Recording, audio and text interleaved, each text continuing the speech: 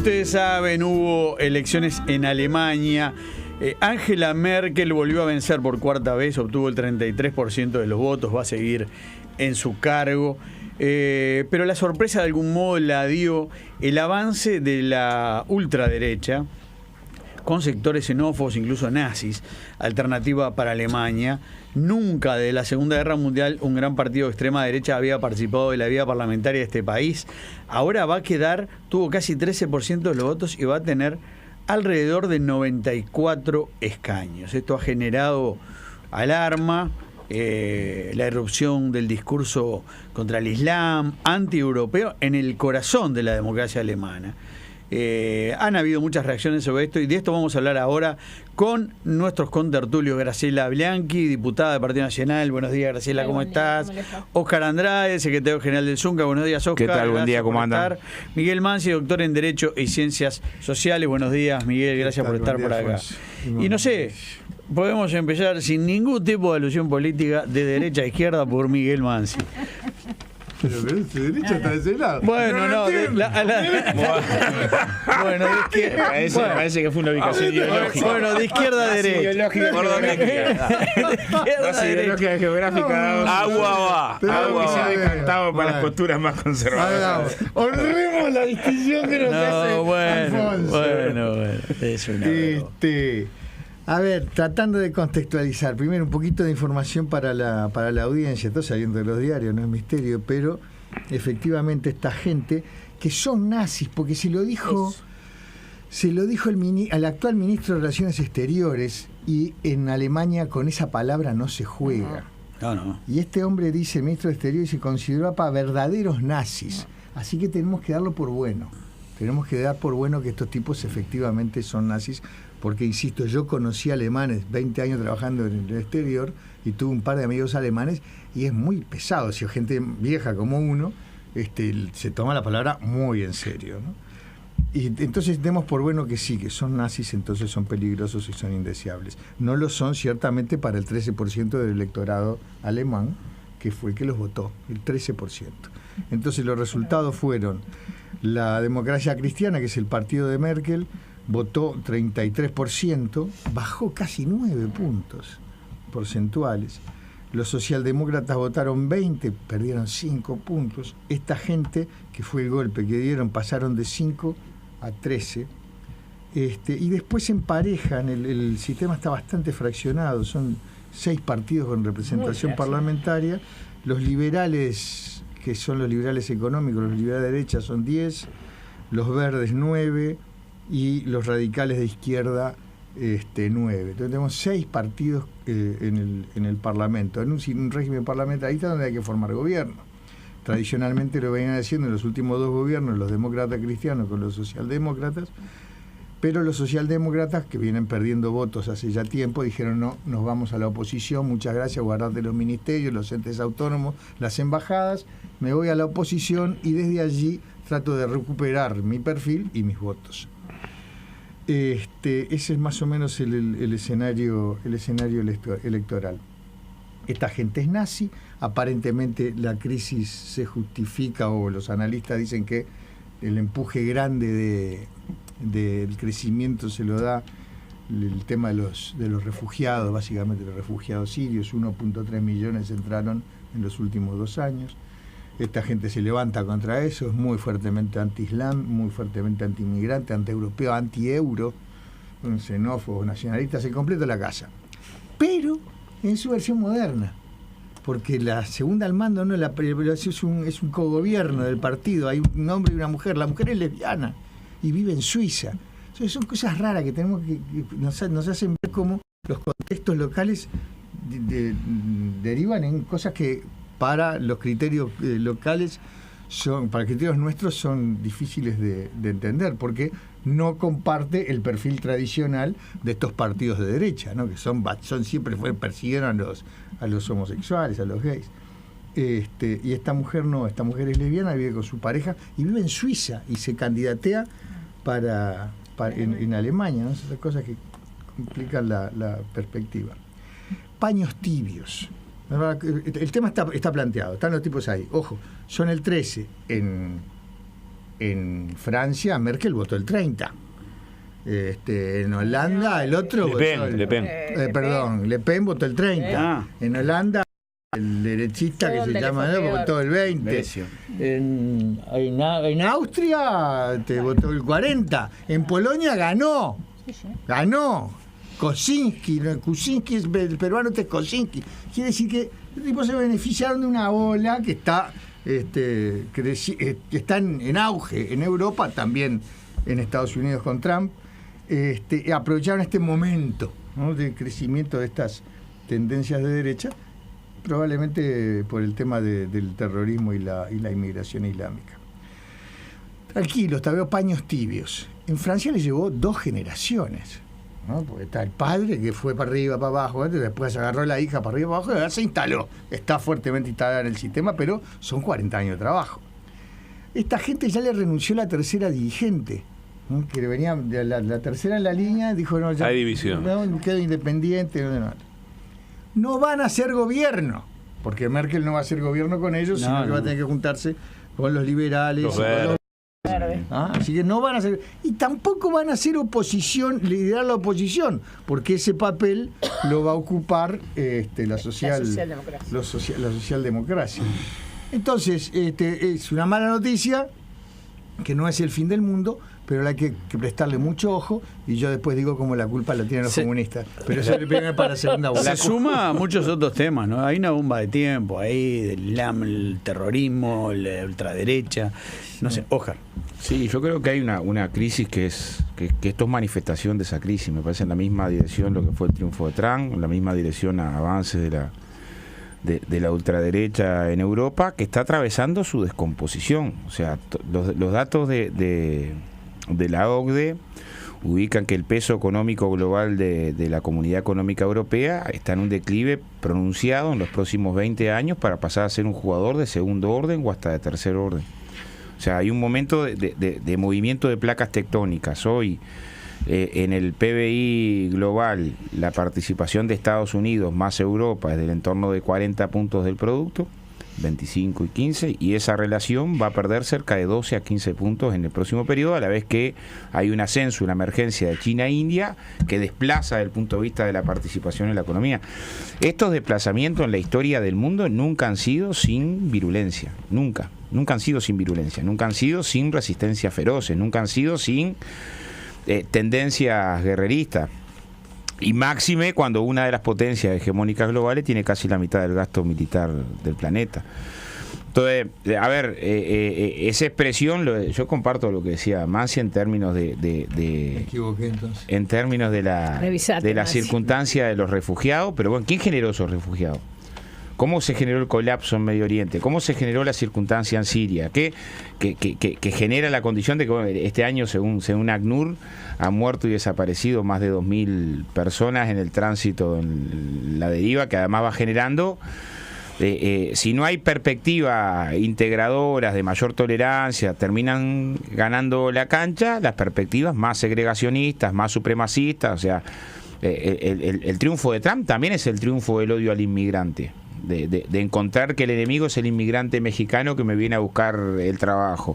El ascenso de la ultraderecha en Francia también está vinculado a una relación que creo que no ubica. Yo le pasaba a Miguel en la semana algunos datos que son muy relevantes desde el punto de vista de la Organización Internacional del Trabajo, que se los pasé primero para que después no me los ponga en discusión, que ubica, tenemos un mundo donde hay 3.000 y pico millones de trabajadores, 375 millones cobran menos de $1.25 y 839 millones cobran entre $1.25 y 2, y 200 y pico millones están desocupados, y hay 20 millones de esclavos. O sea, esa relación que entra a generar condiciones en 3.000 millones y poco, ¿no? O sea, esa relación que entra a generar condiciones de contradicción entre el mundo de la periferia y las economías centrales, tiene potencialmente como respuesta, si no hay una respuesta democrática, una respuesta que profundice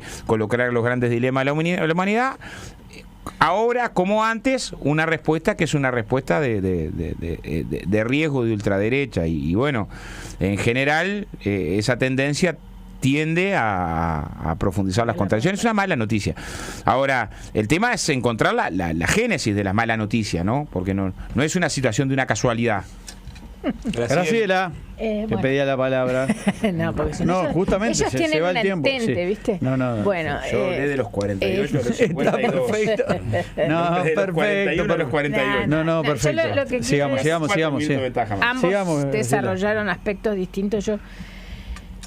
Bueno, inevitablemente me sale la profesora de historia, porque la historia es una ciencia social, pero es una ciencia, tiene leyes generales, no se repite, eso es un error, pero tiene leyes generales. No podemos reproducir el ascenso del nazismo en un laboratorio, pero sí tenemos que tener en cuenta qué factores llevaron al ascenso del nazismo, y empezaron de a poquito también. En consecuencia, yo estoy preocupada, pero estoy preocupada de verdad, porque lo vemos como un tema lejano. No es lejano. El nazismo en el Río de la Plata es mucho más poderoso de lo que se piensa habitualmente.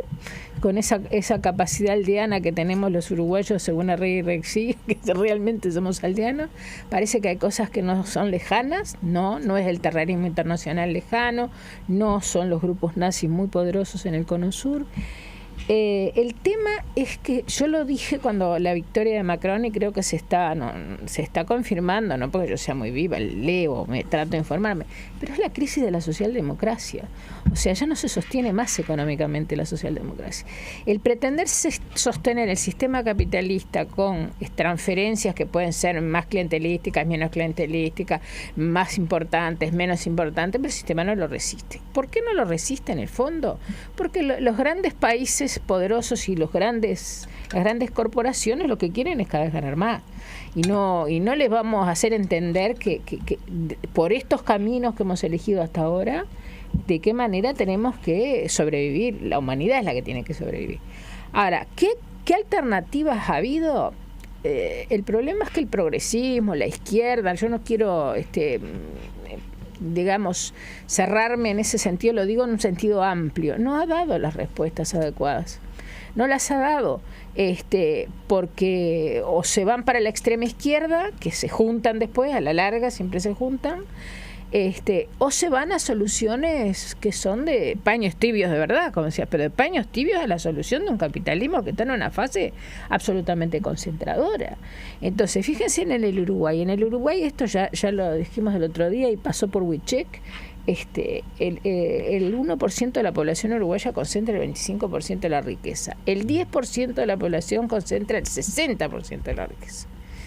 O sea, esa concentración brutal en esta fase del capitalismo, incluso en los países dependientes, incluso en países que se dijeron de izquierda durante los últimos 14 años, que festejan no sé qué cosa con los tamboriles, realmente estamos en una situación compleja, porque la gente tiende a irse a los extremos. Eso es una ley histórica. Después, que por supuesto entiendo lo que dice Andrade, y estoy de acuerdo, no les vino de regalo todo el problema de la inmigración a Europa.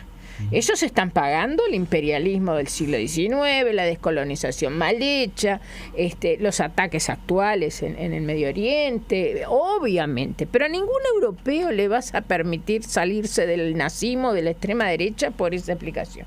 Los tipos quieren defender su estilo de vida, su libertad, es evitar el terrorismo. Yo lo que creo que, y es lo último que digo, lo que hay una gran, que yo no sé qué es primero, si el huevo o la gallina, no sé si es la causa o la consecuencia, pero hay una gran falta de líderes mundiales. Uno antes tenía unos liderazgos, que no quiero aburrir con los nombres, pero todos sabemos a qué nos referimos, yo qué sé, personalidades que superaban las fronteras y que realmente lideraban el mundo. Ahora, ¿qué líderes tenemos? Y a mí me preocupa enormemente el avance de China, porque China será muy capitalista, todo el mundo le va a rendir pleitesías, pero es una de las peores dictaduras. Bien cerrada dictadura, sin libertades, sin nada. Entonces, sinceramente, no es para tomárselo en broma, hay que empezar a prestarle atención, y son indicadores de una época que ya la humanidad en general, no lo mismo, pero transitó. Y los nazis empezaron en Alemania de a poco. Y si en Alemania, que hicieron un gran trabajo durante todos estos años de concientización para tratar de erradicar de la cabeza el nazismo, no lo erradicaron, está ahí, es una bacteria que está dormida y que ahora empezó a despertar. Vamos con otra vuelta. Mansi decía, ¿de esto tienen la culpa los comunistas? De todo tienen la culpa los comunistas, no tengo duda. Y lo estaba diciendo de alguna manera Andrade, me llama tanto la atención, no me llama la atención, es consecuente con su formación materialista dialéctica. Andrade monetiza todo. Entonces dice, Europa y Estados Unidos están en decadencia porque el PBI, la industria de cosas y los 200 millones de esclavos. Los 200 millones de esclavos están en China y en India. No están ni en Europa ni en Estados Unidos. 20 millones. ¿20 millones? No, 20 millones de monedas. Pero bueno, están en China y en India. No están ni en Europa ni en Estados Unidos. Europa y Estados Unidos y Japón siguen siendo los tipos que producen más inteligencia, más patentes, más música, más cine, más arte, más... Son la punta de la flecha de la civilización.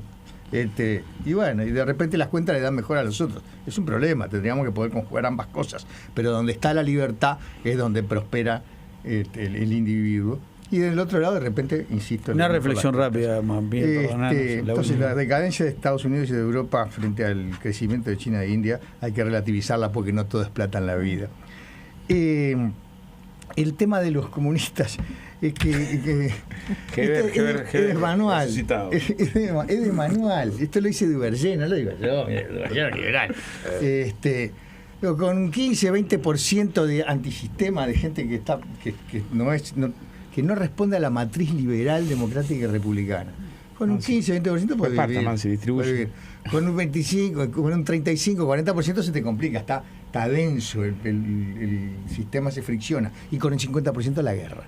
Entonces, si aguantamos como está pasando en Europa, 15, 20, 30, si sigue creciendo, tenemos que preocuparnos. Termino.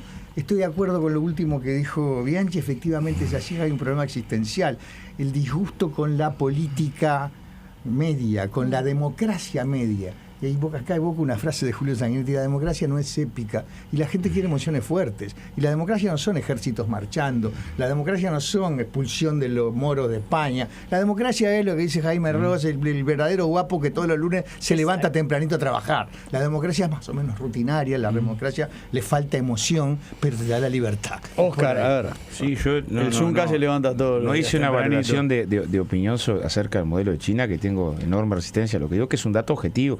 China no aparecía en el top 50 de las patentes, hoy está en el top 5. Sí, de acuerdo. Tiene 15.000 kilómetros de trenes de ultra rápido en los últimos años. Esa es parte del en los problema. últimos 15 años gastó más cemento que Estados Unidos en todo un siglo. O sea, es una realidad, no es una valoración de opinión de un deseo. Pero a ver, está claro. La situación, un segundo dato para ver el tamaño de la crisis, que creo que se expresa en el fondo de social, económica, política, que hay que buscar la alternativa. Hay 652 millones de niños menores de 5 años en el mundo, 161 millones raquíticos, demasiados. O sea, en el momento en el que tenés la mayor capacidad de generación de riqueza global, bueno, yo creo que hay un problema que es de crisis civilizatoria, que tiene que ver con que no se tolera los grados de concentración de la riqueza que hoy existen. Eso comparto con Graciela de punta a punta. Y hay que pensar un modelo de civilización que no tienda a estos niveles de concentración, aprendiendo de todas las experiencias que se frustraron, con sus errores, claramente en clave democrática, una perspectiva de derechos humanos, por si hiciera falta, porque si no, Mansi me lo vas a recordar. Bueno, una palabra, brevemente, sí. El tema es con la falta de liderazgos que hay, pero yo creo que lo que falta es ciudadanía y democracia en el mundo. En consecuencia, faltan los grandes líderes que representen a esas corrientes de opinión. De alguna manera vamos a tener que entender que nos paramos seriamente a ver cómo hacemos que el sistema, por lo menos mientras tanto no descubramos otro, sea más equitativo, o las perspectivas, yo no soy catastrofista ni mucho menos, pero las perspectivas son complicadas. Digo, a ver, el tema otra vez de la robótica, de la tecnología, libera mano de obra, la inteligencia artificial, es decir, ¿qué hacemos con esa gente? La renta básica universal, ¿cómo la bancamos? Muy bien. Entonces, es a tener en cuenta el avance de la ultraderecha, y por supuesto de la ultraizquierda. Y no entramos en lo que hablamos con el canciller de esta mañana, que está la industria armamentista de nuevo. Bueno, Estados Unidos salió de la guerra del 29 con la Segunda Guerra Mundial. Graciela Bianchi, Miguel Mancio, Oscar Andrade, gracias por haber estado con nosotros. Histórica tertulia de Marte, porque hubo mucha coincidencia, ¿no? Histórica. Vienen las noticias. Vienen las noticias, suena tremendo. Nosotros volvemos mañana. Hasta mañana a la hora todos. 7. Chao. Que pasen bien. Hay que ver.